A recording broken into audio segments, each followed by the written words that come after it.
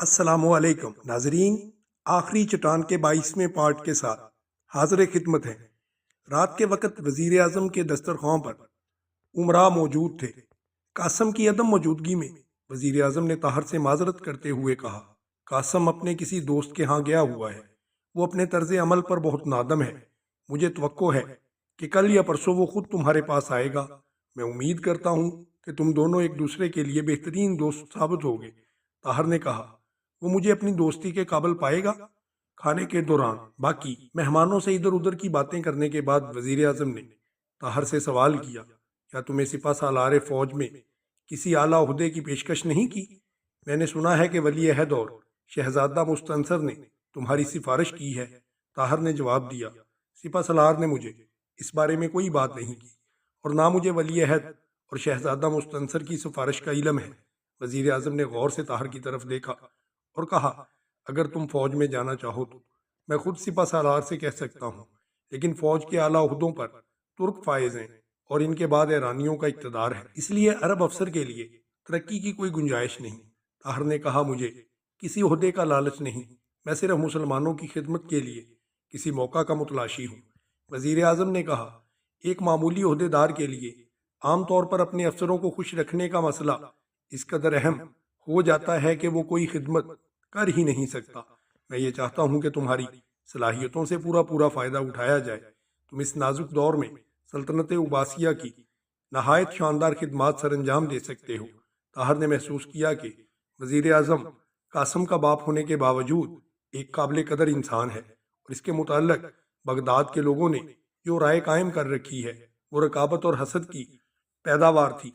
इसलिए उसने कहा, मुझे आप सल्तनत बगदाद के लिए बड़ी से बड़ी कुर्बानी के लिए आमादा पाएंगे। वजीर आजम ने कहा, मौजूदा वक्त में बगदाद के खारजी मामलात बहुत उलझे हुए हैं और हमें दफ्तर खारजा के नहायत होशमंद, जहीन और काबिल एतमाद आदमियों की ज़रूरत है। ताहर को अचानक अपनी मंजिल का जीना दिखाई दिया। उसने कहा, अपनी जहानत और होशमंदी के मुताल्लिक मुझे कोई दावा नहीं, लेकिन आप मुझे काबिल एतमाद पाएंगे। वजीर आजम ने कहा, मैं कल वजीर खारजा से बात करूंगा। मुमकिन है कि चंद दिन तक हम एक नहायत अहम मुहिम तुम्हारे सुपुर्द कर दें। शायर कासम भी तुम्हारा रफीक हो। तुम ख्वारज़म के सफ़ीर से राब्ता पैदा करने की कोशिश करो और अगर हो सके तो उसे यकीन दिलाओ कि तमाम उन लोगों में से जो ख्वारज़म पर तातारियों का हमला बर्दाश्त नहीं करेंगे। ताहर ने कहा, क्या उसे यकीन दिलाने की भी ज़रूरत होगी? आलम इस्लाम का एक जलील तरीन फ़र्द भी ख्वारज़म पर तातारियों का हमला बर्दाश्त नहीं करेगा। लेकिन क्या आपका ये ख्याल है कि चंगेज़ खां ज़रूर तुर्कस्तान पर हमला करेगा? वज़ीर आज़म ने कुछ सोच कर जवाब दिया, जब तक चंगेज़ खां को बगदाद के गैर जानबदारी का यकीन ना होगा वो जुर्रत नहीं करेगा और मुमकिन है अगर इसकी अफवाज ने तुर्कस्तान की तरफ पेशकदमी शुरू कर दी तो हमें ये बताना पड़े कि हम अपने इख्तलाफ के बावजूद एक इस्लामी सल्तनत पर तातारियों की यलगार बर्दाश्त नहीं करेंगे। ताज़ा इत्तलाआत ये हैं कि चंगेज़ खां की अफवाज ख्वारज़म की शमाली मशरकी सरहद पर जमा हो रही हैं। मुमकिन है हमें उसे ये पैगाम भेजना पड़े कि अगर तुमने ख्वारज़म पर हमला किया तो बगदाद की अफवाज ख्वारज़म शाह की हमायत के लिए मैदान में आ जाएंगी। लेकिन ख्वारज़म शाह के आमाल की ये हालत है कि वो बगदाद से ममलकत तातार में जाने वाले ताजर को भी जासूस समझ लेते हैं। वो हमारे सफ़ीरों तक की तलाशी लेने से बाज नहीं आते। चंद दिनों से तो वो बगदाद के किसी एलची को भी सरहद अबूर करके चंगेज़ खां की ममलकत में दाखिल होने की इजाज़त नहीं देते। मुझे डर है कि अगर यही हालत रही तो ख्वारज़म के साथ हमारे ताल्लुकात पहले की तरह कशीदा हो जाएंगे और मुमकिन है कि हम ज़रूरत के वक़्त चंगेज़ खां को तनबीह भी ना कर सकें। इसलिए अगर हम इस नाजुक वक़्त पर ख्वारज़म के सफ़ीर के साथ तुम्हारे जैसे नौजवान की दोस्ती का फ़ायदा उठा सके तो इसमें ख्वारज़म और बगदाद दोनों की भलाई होगी।